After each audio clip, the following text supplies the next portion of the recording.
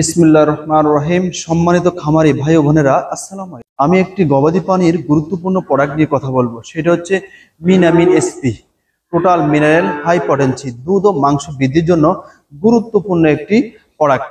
গবাদি পানির কিছু অস্বাভাবিক আচরণের জন্য এই প্রোডাক্টটি ব্যবহার করতে পারেন।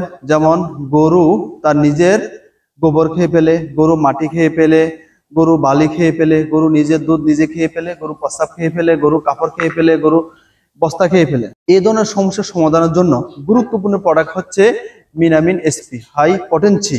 এই প্রোডাক্টটি ব্যবহারের নিয়ম হচ্ছে প্রতিদিন 100 কেজি বডিয়ারির জন্য 2টি ট্যাবলেট করে খাওয়াবেন। 24 ঘন্টার ভিতরে কাঙ্ক্ষিত রেজাল্ট পাবেন। সবাইকে অসংখ্য ধন্যবাদ। এই ভিডিওটি সবাইকে বেশি বেশি শেয়ার করে দিন। প্রত্যেকটি প্রান্তিক খামারে যে দেখতে পারে তাদের যেহেতু উপকার হয়। সবাইকে অসংখ্য ধন্যবাদ। আসসালামু আলাইকুম।